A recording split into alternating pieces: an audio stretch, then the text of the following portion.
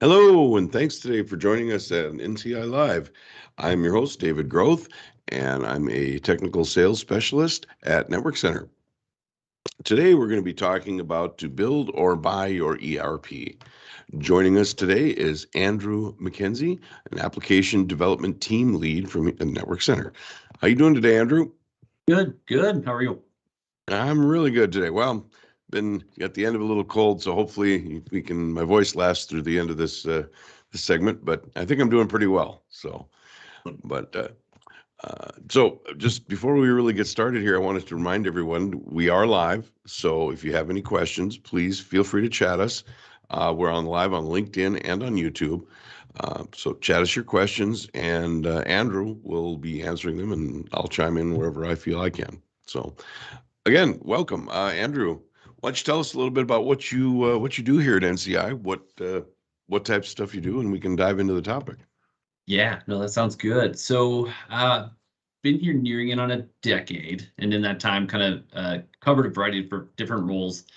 Started in sales, showed a strong affinity for, we'll say, our app development services. A lot of websites along the way, things like that. Eventually moved into a role that was more focused on we'll say, more of kind of a technical sales type of role for the app dev team.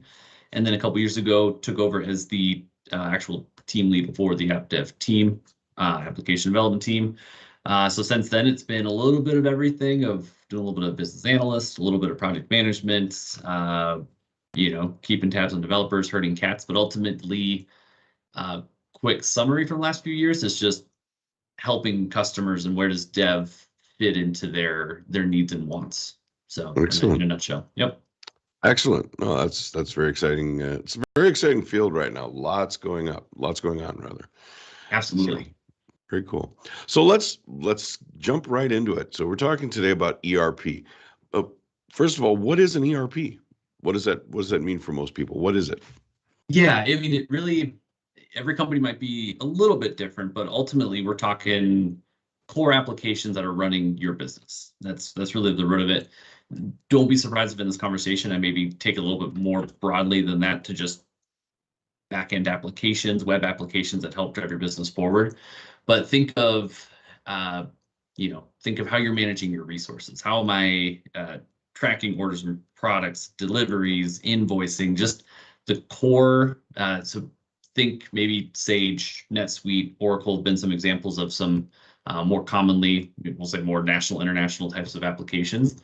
Not every company may need those big ones. And so there's an opportunity here to explore building an ERP for your own business, just depending on a variety of different things. We'll dive into that. But when you think ERP, just think of that. What is the core driver to your business? How are you using that application to go from whatever service product you're offering, getting it through the whole life cycle of it's scheduled, it's ordered, delivered, invoiced. Kind of think of it from that perspective. So in a nutshell, it could be anything from it's one software that more or less does the core functions of your business, right? Yep. And it could be any product from as simple as like QuickBooks or even Excel, right? That manages that stuff with multiple tabs. I've seen it. It's been like, Yep. hey, these are my Absolutely. customers, these are my invoices, these are my products, and they literally just have it at the bottom. QuickBooks is a real popular one, right? Even though it's accounting, it actually does a lot of those functions, right? Another one that's popular here in this local area is Dynamics, right? Would you consider that an ERP software? Yeah, definitely has some of that, and then we have CRMs too. And so we try to differentiate a little bit. Your CRM might be great from I'm tracking contacts and just doing things there. But for this example, we're talking from the dynamic standpoint, if I need to add in, have these components that, yes, allow me, again, I just go back to the whole, what is it that's driving your business? So that's kind of your core applications. But yeah, absolutely. Dynamics is huge up here. We've talked to different folks of like, oh, you have kind of Microsoft in your backyard. It's like, well, that's part of it, Yeah. So it definitely has some popularity up in this area, but absolutely the Dynamics would fit there. And like you mentioned, Dave, yeah, QuickBooks, Excel, just again, trying to think of this conversation. It's going to be kind of around, the conversation will be just focused on the applications your business could or is using, just to get through the day to day and just keep growing, getting better, whatever that looks like. Okay. So that kind of covers what it is, right? And so we talked about those, we named off some examples of some commercial common Yep. ERP softwares and some of the functions.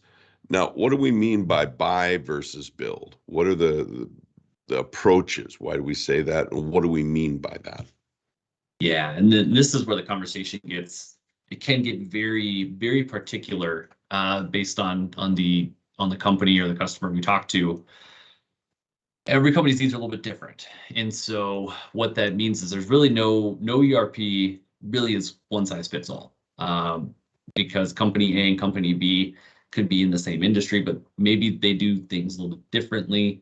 One, maybe uses a hired carrier for delivery and one does it internally or something, right? So things just might be different. So the components you might need do vary. And so when you go down the path of starting to explore the software perspective, what do we need? What void is being created by what we currently have versus what we need?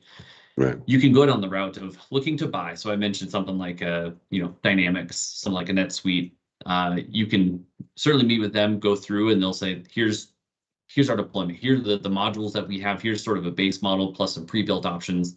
More often than not, when you buy, you're getting something that's already created. You might have to do a couple of integrations along the way, but for the most part, you're looking to buy a product that's been created, been deployed. Usually the most painful part is going to be training and migration, but the feature set itself is built. When you start looking at something like building, that's going to really, I think of that it's more of a custom solution. So build and custom really could be similar in the sense that, maybe what you've seen, what you've demoed from the ones that you want to buy just don't fit entirely. Maybe it makes more sense to look at building something unique to what you actually need. And we can sort of expand on that here in a little bit, but that's the way I kind of differentiate. It's just if your needs can be filled by just something that's already pre-built, you're more than likely to be in a good spot to buy. But if you realize that something's either missing, it's too robust, maybe it's not feature rich enough, you might find that the building option might be fairly enticing. So if I'm hearing you correctly, you've got the out of the box experience, right? We talked earlier, and somewhat I like to use the suit analogy. You've got the suit and you've got the suit that you tailor exactly to fit your body, right? But off the rack is pretty nice. It's got a lot of things that, and it's built for the general, like everybody, right? But it doesn't Absolutely fit exactly. So you have to tailor it. You have to customize it versus the one that is custom built for you. And the custom built one is more expensive in a general sense. But, right, just correct me if I'm wrong on any of these, but it seems to me like that tailoring at some point, that customization, there's going to be a point at which, hey, you're going to have to customize this so much that it would be simpler or easier or cheaper, pick any one, right, to build it yourself, to make it or make some piece of it yourself. Do I make a correct statement? Yeah, you're pretty much right on. And so the only difference might be, you still might take off the rack and then tailor it, which could fit the buy analogy. The build, you could take a step further and say, you're sending your sketches to the designer to make the suit for you. So that's actually a different way to look at that. So, but you're absolutely right, though. The tailoring part, and anyone who's been in a wedding of some sort or another, right? Of like, oh, yeah, here we go. Buying the dress was this, and alterations were that much more. I mean, there can be some definite added cost into that, and then you still might find yourself, do you have to make caveats, right? And those are the types of things we go through the conversation of. Well, how do we navigate the conversation? You start to go into that of just there's a lot to consider. So it's not always easy. It sometimes takes time, but assessing buy versus build, I will say it's usually not a quick process. It usually takes a little bit of time to figure out what the right approach is because there's just so many considerations. Is there a chance to maybe hybrid between the both of them, right? So that's what you're kind of talking about, the tailoring of, I could perhaps buy something off the shelf. There's still maybe some customizations there. I know that's pretty common in the Dynamics world. I hear quite some of our partners that use Dynamics pretty heavily mention that of, here's certain components, modules we can do, but if we do need to tweak, we can, and we have people that can help with that. So here's a question. Could you have both?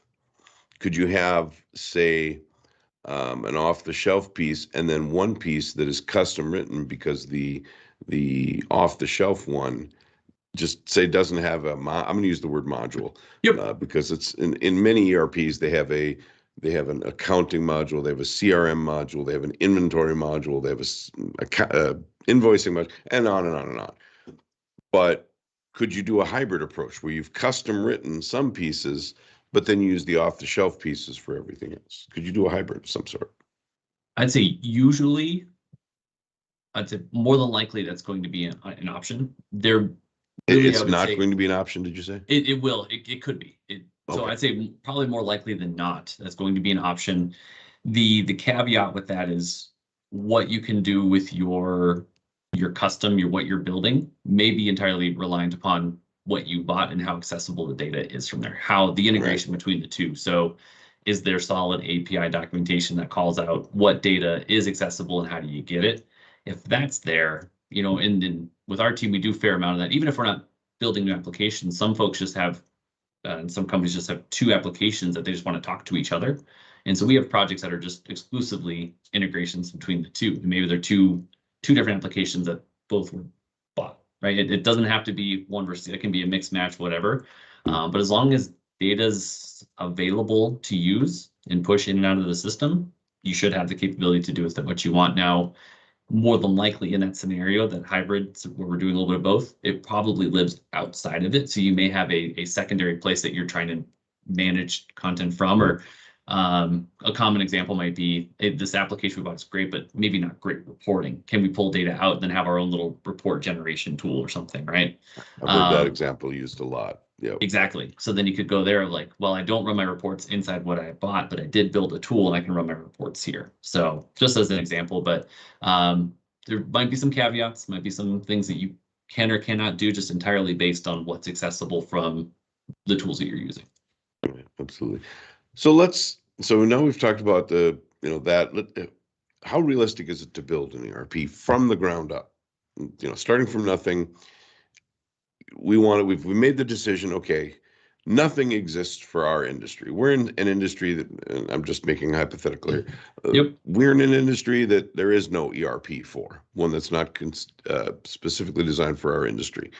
How would we go about the process of designing that ERP? Yeah, so it's actually relevant to us. We're working on one right now for a concrete company. They did the same thing. They looked and they looked and they just said, listen, there's nothing that does exactly what this concrete industry needs it to do. And so it's going to take some time and energy, but they decided that the building it is going to be the right way to go because there's nothing off the shelf that really fits. So the process was fairly extensive. We started the project earlier this year, but I would say we probably had about 6 to 9 months of just working back and forth, understanding what they're currently using, what's the tool set. I think they were like on a SharePoint environment or something currently. Here are the limitations, right? So we just need to understand what are you hoping to accomplish? What are the deficiencies we have? Really diving in deep. So it's going to take time and effort. So if you're going to explore the route of building, you need to sort of prepare that internal time is going to be something you're going to need to use, right? And maybe you appoint a few folks to sort of a little focus group to help. It's going to be consultation with whoever's going to build it for you. Now, how much of the homework you do ahead of time, you could try to do a lot of internal homework. Here's what we know that we want, we need, and you give it to different companies and say, hey, quote this and stuff like that. But you'll notice you're still going to probably have consultation with whoever you contract to do that. And we're several months into the current project with that concrete company. We're still kind of working through a few different things because it's so different from what they had. We're still trying to we're pulling in quotes and invoicing. Well, that's all lived outside of what they've done before. Right. So now we're trying to merge what was 2 or 3 different processes into one. So there's still a lot of involvement throughout the project. And there's a word I want to touch on real briefly is that it sounds, correct me if I'm wrong, it sounds like that before any of that, the building of the software even takes place, that there's a lot of whiteboard and pencil and paper time that needs to be involved within a company and say working groups, team leads, whatever, to map out processes that happen so that you know what you need. because you say, they need to know what they need. Well, is it a correct statement to say that they need to have those things kind of mapped out? Like, what are my invoices? Where do they go? What's on my invoice? How does it flow throughout the company? Is that a Yeah, fair statement? 100%. That's just going to help everybody involved, especially when we are taking things that processes that don't maybe merge or overlap currently. It's going to take some thinking through of, okay, this data, can we pull it from somewhere? Does it already exist? We need to manually enter it. You need to define those. But it definitely does. It helps a ton. Whoever, if you go to the build route, whoever you're contracting to build it should be there to help with those conversations because they should be looking at things from a certain perspective. The other challenging part in that is you're also being asked that, like we ask our customers at times, like, there's going to be some tough conversations because we're going to ask you to try to think about not how you've been doing it for forever. We need to just think about how you want to do it. And sometimes that's not always super clear to get that answer because you sort of have to rethink. Like, no, well, this is what works. This is convenient for me. It's like, ask okay, the tough questions. it is. I mean, that's look at really the sacred cows, right? I always used to say that. Look at the sacred cows. Do you really have to do it that way? Could you not do it a better way?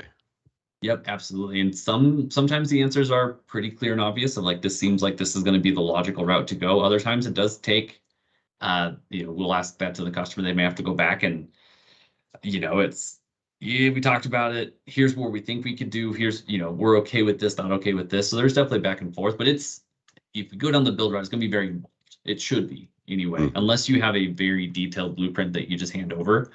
I would anticipate you're going to have a lot of conversations, a lot of ongoing meetings, little demos, right? Hey, this is kind of how we have it currently. Is this meeting expectations? Need to tweak a few different things. So definitely prepare for that part. Sure. Buying maybe not as much because it's going to be some things already pre-built, right? It's going to be more the training of it. Migrating the data in, not so much the building of it, but from building. That's involved too. it definitely is, right? So ERPs are not to be taken lightly. No. But it is at the core of your business. So they are almost always worth the investment. They're worth the time, albeit painful in the short term because of everyone's busy enough as it is. Then I have to add this on top of it. Once you get through it, or you have to fight like the resistance to change. That's another fun one. Of like, we've been doing it this way for 20 years. Why do we need to change? And then people get in, they resist it at first. They're like, this is actually pretty slick. It's like, of course it is. Yep. You just jumped 20 years of it, into the future, essentially with technology. It should be better than what you've had before. Yep. So there's a couple things to work around there, but it's all things that from the beginning of the project, you should be expecting. And if you're expecting it, it goes a lot smoother. No, absolutely. I just want to cut in here and say that we're about halfway through our time. And Sure. For those people, I want to remind everybody, those that may have just joined us or anyone else, please feel free to chat us your questions. Let us know if you have anything you'd like to talk about, ERP or software development or any of the stages in this process. Please feel free to chat us on either LinkedIn or on YouTube. We'll be happy to answer the questions here. All right. So the big thing, talked about, building it. There's a lot of pieces there and how important it is. What are some of these questions that we need to go through? During these, if we're going to build it, there's a lot of pieces to that, obviously. And we won't obviously cover any of them here. No. But right. We need to at least, I think, address a few of the decision factors. Like, why would we do one versus another? Let's talk about some of those decision factors. So a couple different things. Cost can always be, pull out the big guns right away, right? But cost is always a big one in there. What type of extension is it CapEx? Is it OpEx? Do you want to be paying something per month? Do you want to have just pay a lump sum just to kind of have it over and done? That's always a consideration. I'm going to interrupt you. I'm going to interrupt you on that one point because I think it's a real slippery slope to just go at X dollars. Here's what it is, X dollars. Yep. Because you can't just look at it as X dollars per month or X dollars one-time fee, because there's a lot of pieces that go into that are complex. Am I right? That, hey, this 100%. Custom one will be built exactly to how your business runs, and you will have less training. Therefore, those costs will be less. There's costs involved too. It's a total TCO. We've also had total cost of ownership and a lot of other pieces. versus you've got to look longer term cost. Don't just look at $1 figure. Look at all of the dollar figures before you make the. Is that, would you agree? Absolutely. Yes. No, that's a great addition to that point. I Is I absolutely, because then apologize. there's things like hosting, is support included? Is it not? So there are so many considerations. Do you want to continually reinvest, dollars into it year after year? If you custom Absolutely. build something, you might Yeah. want to go ahead and do that. So if you realize, and we see a lot of projects that go that way. This is V1, V2, we sort of build the roadmap as you're going through it of, do I need it today? Maybe not, but maybe next year we can put some budget towards it. So that's where, so we leave it in the general sense, cost is there, but when you dive in deeper, there's a lot of different ways you can slice and dice how to look at that. A lot of Yep. things to account for. Because maybe you do get a flat monthly fee from, one of the buy options, but it doesn't include certain things, right? So I Look mean, at those are the. all the things you have to weigh. Absolutely. So I apologize for interrupting you. I just wanted No, to really dive deep on that point. yeah, It's no, great addition there, because it does help some folks understand that, someone might give me a price tag of $100,000 or something today, but what is or isn't in the fine print may make a big difference. So, yes, correct. I'm sorry. Go ahead. no, you're good. So then I think, that kind of reaches, it gets to the next point of features. So really, when you start, okay, cost is one thing, great, it's going to cost me this, but side by side, which one's the better fit? Am I better off paying X for one that's got extra stuff I'm not going to use? Does that make sense?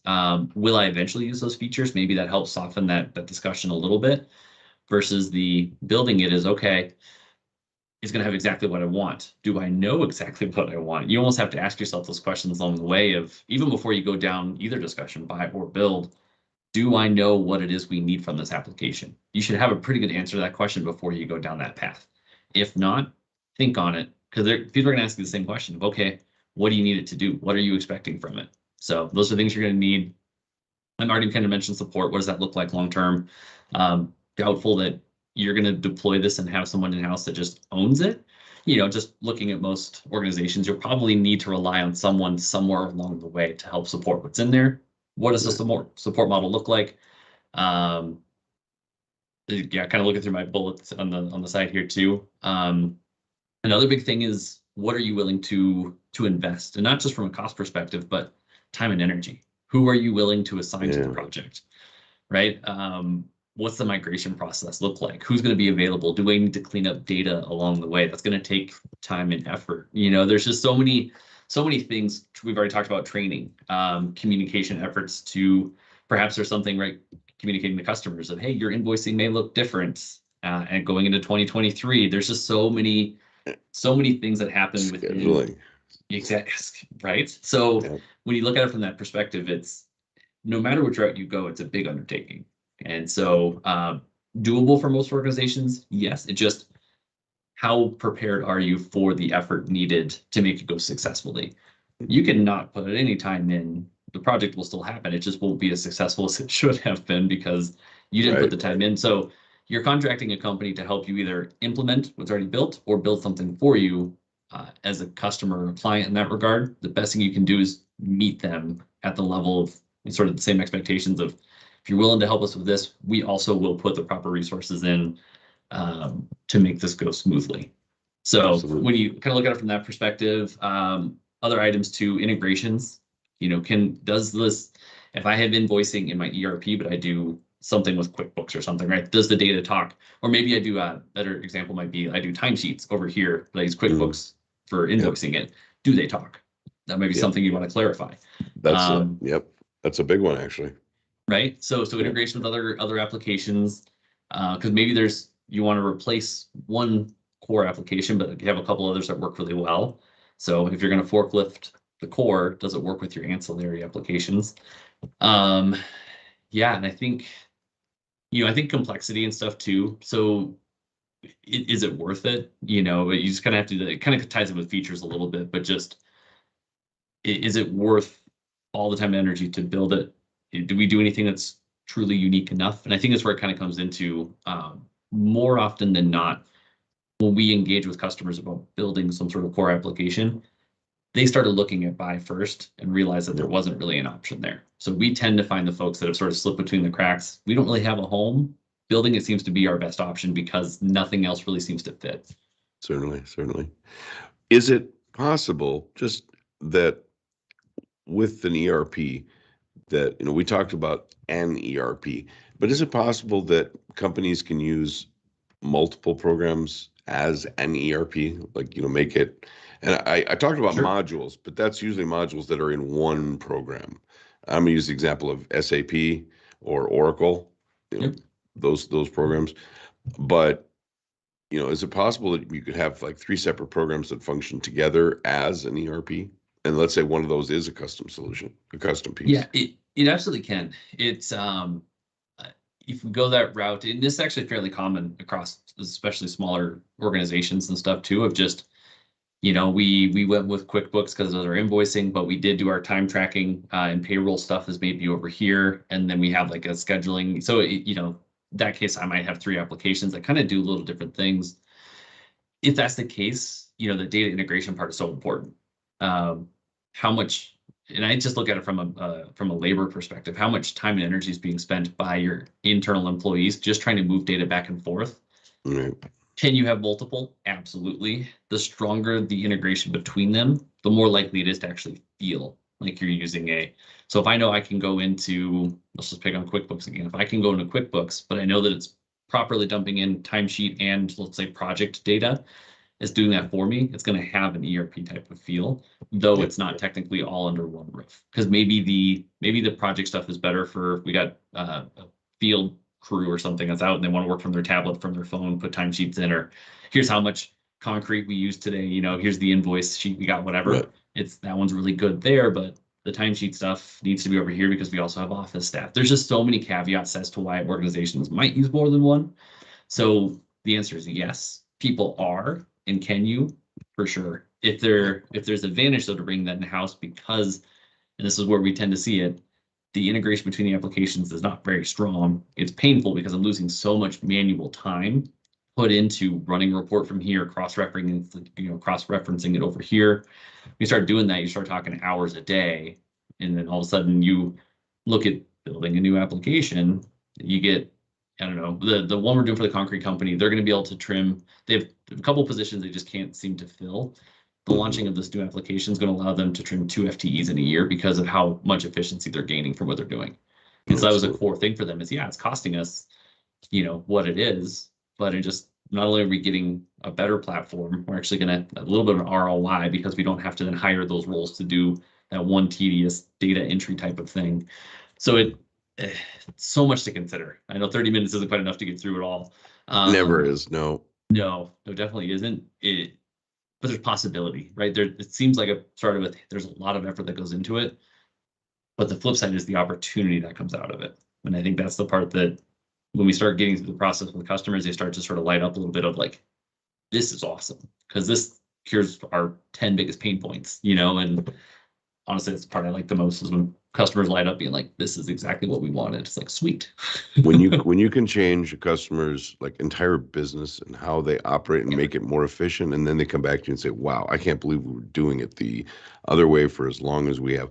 An analogy, and we're gonna have to stop after this, but one analogy I've always used is like, a guy comes up and sees a guy pounding a nail into a board with his forehead, and he goes, why, what are you doing, why are you doing this? And the guy goes, well, this is the way we've always done it. And he goes, well, it looks like it hurts. Yeah, it's not perfect, but boy, it works, and it works well. He goes, well, let me show you how to do it better. Well, why would I use something better? My grandfather did it this way, and he did it all his life. And he shows him a hammer, and he does it once with the hammer. He goes, wow, I don't know why I never saw this before. So it's an old story, but the Nope. analogy works. And it does. It applies very well. So, Andrew, we could really talk about ERPs because it's a very complicated subject, and I appreciate you coming on today. Those of you who have more questions for us, we've come to the end of our time today, but if you want to visit us on our website at www.netcenter.net, or email us at info@netcenter.net, or visit any of our social media channels. Please, as a reminder, subscribe to our YouTube channel and hit the notification bell to make sure that you receive those notifications when we do go live, which we do every 2 weeks on Wednesday at 11 a.m. Central Standard Time. Also, if you'd like to come see any of our knowledgeable staff in live and in person, we do have the Envision conference coming up. That is November 8th. And we have all of our information there on our website. So feel free to come out and join us. It'll be all day long. We have certain, it's www.envision.net/nvision 2022. So again, thank you, Andrew, again for showing up. This has been a great Anytime. conversation, and this will be great. Thanks for joining us today on NCI Live.